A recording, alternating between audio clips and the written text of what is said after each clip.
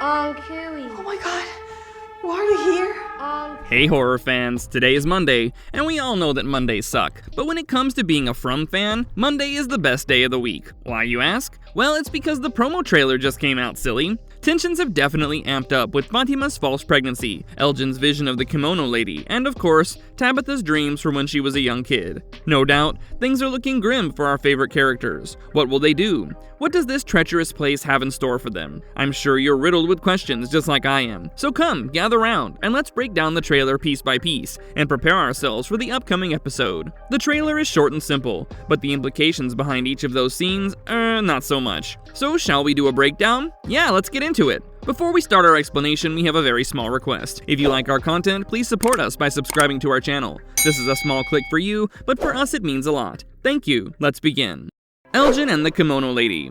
We all remember when Elgin got stuck in town and told Fatima about how he had dreams of a lake, right? He listened to Julie's advice and decided to take a bath, only to hear the music box start drowning with the Kimono Lady leaning into him. At first, we all thought that the Kimono Lady was trying to drown him, but some fans did theorize that it could be the Kimono Lady was actually trying to save him. Well, what do you know? I guess those fans were right. From the beginning of the third season, the Kimono Lady has been dropping in, showing up in Elgin's dreams and visions, and we have no idea what she wanted, until the fourth episode where she asked Elgin for his help. That at least put her in my good books, because I definitely didn't want the Kimono Lady to be a bad entity, targeting Elgin in particular. In the sixth episode, she showed up yet again, this time in the Polaroid picture of Fatima. She asked Elgin to save her and said that she would make sure everyone got home. Spooky, ain't it? Well, thankfully in the seventh episode, we will be getting some more information about the spooky lady and her quest for Elgin. The trailer kicks off with Elgin holding a Polaroid picture of what seems to be a root cellar, even though he's at the colony house. Using that picture, he finds the said root cellar and ventures down, while the Kimono Lady's voice echoes, telling him that if he helps her, she will help all of the townsfolk go back home. We see him open what seems to be the door behind which Jade saw the visions of a man crushed by a rock. Whatever Elgin sees has him worried. This root cellar has come back over and over again throughout the season. Jade saw a body crushed by a rock here. Victor and Eloise hid from Christopher here. Julie was sent here when she stepped into the faraway tree. And now this! I wouldn't be surprised that if in future seasons we see more of the root cellar, because clearly this place plays an important role. So now, the main question that I'm sure all of us are wondering is, what role does the root cellar play when it comes to the Kimono Lady? Here are my 2 cents. So I think that the root cellar has been used time and time again by people in each cycle. Maybe in the previous cycle, no one managed to solve the mystery or push against the entity as much as our current group has. That's why not many people have ventured there. However, this is a checkpoint that acts as one of the main hubs of information in the mysterious town. Do I think Elgin will see the Kimono Lady there? No, I think the body of water Elgin kept dreaming of is the lake next to the settlement. That's where the Kimono Lady's domain is. But I do think that once Elgin opens the door, whatever he finds there, whether it's a symbol like Jade saw, or the body with the rock on top, or some other trinket, it will play a huge role for him to understand just how he and the town are connected. Once Elgin figures that out, I believe he will be much more proactive in whatever his role is, and that will help us all out.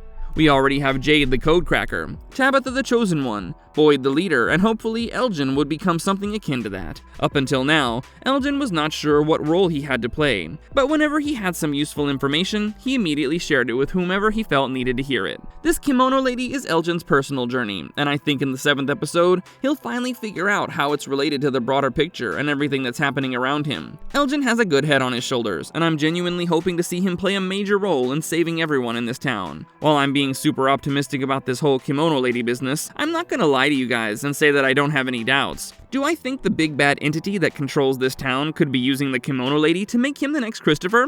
Yes, I do. Even though the odds feel like 1%, I do have my doubts. I wouldn't be surprised if we learn that Jasper also told Christopher that if the latter helped him, Jasper would aid him in saving everyone. So I'm keeping my eyes on you, Kimono Lady. Also, can I just say, I really love how they're using the Polaroid camera. Shudder is the first film that made me fall in love with the horror genre as a whole, and I'm so glad that the legacy that Shudder created is being used in the show. The whole Polaroid camera as a ghost-busting machine is my favorite trope, and I'm so happy about this inclusion.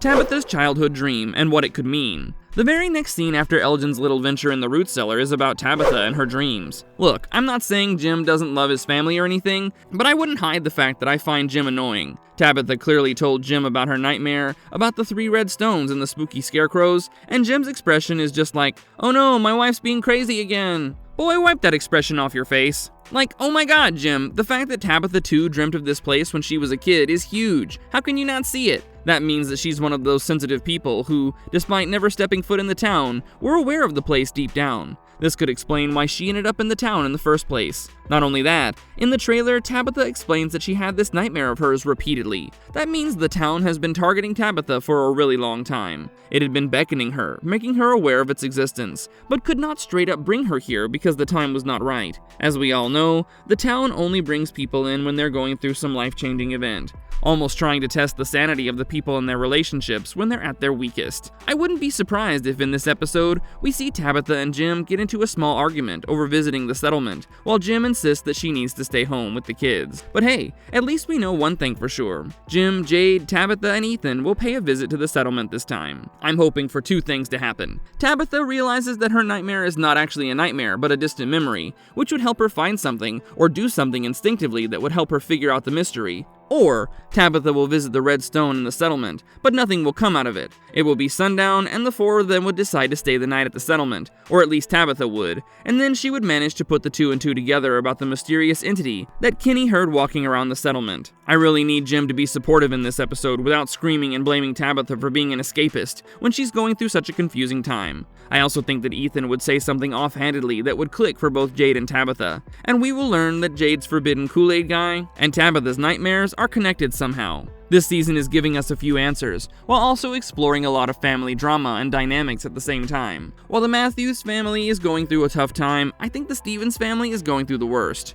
The aftermath of the USG test. When I tell you guys that my jaw was on the floor, I want you all to believe it. Fatima's pregnancy has been a journey. We were all so happy when we heard her get the good news, only for that joy to be wiped out by concern and disgust when we saw her eating rotten vegetables and blood. We had so many theories about Fatima's baby. Could Elgin be Fatima's baby from the future? Could it be that Fatima has a demon baby? Does she have a creature inside her to replace Smiley? Well, none of us were on the money because Fatima does not have a baby at all. I didn't see that coming. Boyd, Christy, Ellis, and Mary, all of them were there when Fatima went through with the USG test. As Fatima started freaking out over the absence of the baby, I felt so bad for her. Up until now, all Fatima could focus on was her baby. She was always worried about it, eating non-food items for the sake of it, while swallowing the guilt that came with eating those things. And the entire time, she felt like she could not tell Ellis or Boyd about any of these things because he wanted her to be happy. She went through that much just for the town to take away the baby from her. That's simply terrible. While Boyd kept a pretty straight face when Fatima went through with that revelation, as we can see from the trailer, he's not doing so well.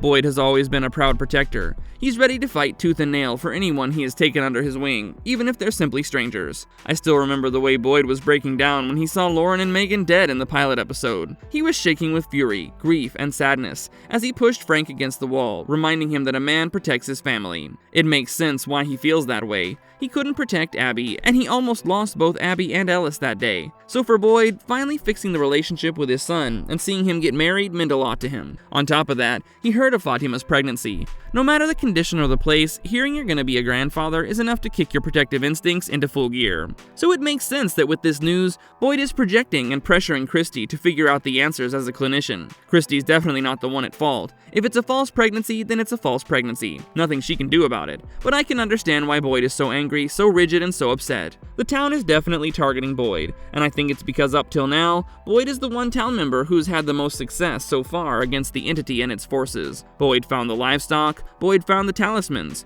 Boyd found the bottle tree, Boyd killed one of the creatures, Boyd defeated the music box monster to a degree. Boyd is definitely the main threat to the entity, and that's why the town decided to play this cruel trick on Boyd, Ellis, and Fatima. I cannot even begin to imagine what Fatima is going through, and I hope her dark thoughts do not get the best of her. I don't want Fatima walking into the creatures to sacrifice herself if she feels like this whole thing is her fault. If she does that, Ellis would definitely do something stupid. And I wouldn't put it past the creatures to intentionally torture Ellis and Fatima, or turn them into monsters just to send them after Boyd. Music box monster, is it truly defeated? When Boyd broke the music box, I for one definitely thought that this was going to be the last time we would see the music box monster. However, as it turns out, that's far from the truth. Throughout the entire season, we're given clues that all the victims of the music box monster are going through the aftermath of being its victims. Randall saw things that made him feel as though death is not the worst thing that could happen here. Moreover, Julie has kept hearing screaming in her mind. Although we have yet to see anything from Mary's end, I'm sure we'll get there eventually. Randall is going to stay in the clinic with Mary and Christy. That would surely get Mary to open up about her share of trauma. Now, in the 6th episode, we saw Randall and Julie walking away together to smoke up after she admitted getting stoned helped. While that did ring alarm bells in my head, I didn't think it would be this bad. Turns out, they ended up going into the forest, to the ruins of the dungeons. As we all know, the dungeons only appear as ruins on the forest surface unless you have a torch to show the real structure. I don't think Boyd has kept the torch around, so he or anyone else will definitely not be able to step foot in the dungeons if Julie and Randall go there.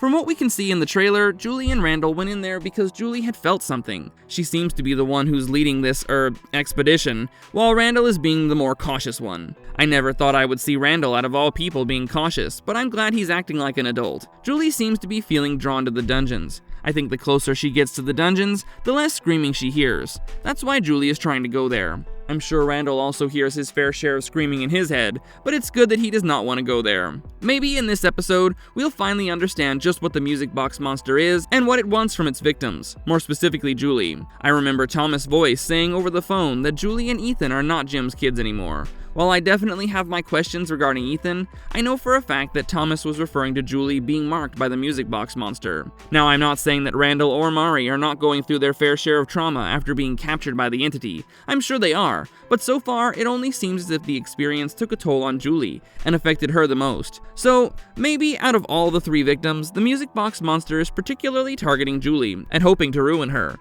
as she's rather loved by almost all the town members. Marvelous verdict. From gives us more questions than answers. This is a running gag between us fans. However, I do think with the season finale coming up, we're about to get a lot of hard-hitting answers that will keep us all pretty busy until the 4th season comes out. We're almost at the 7th episode, and we're yet to be introduced to the main thread of this season. I wouldn't be surprised if the music box monster comes back for another go at the characters. What do you think will happen this week? Do you have any theories for Julie and Randall? Let us know in the comments down below, and I'll see you guys next time. And if you liked our content, don't forget to leave a like and subscribe to us if you haven't already. Have a good one and be safe. Thanks, everyone.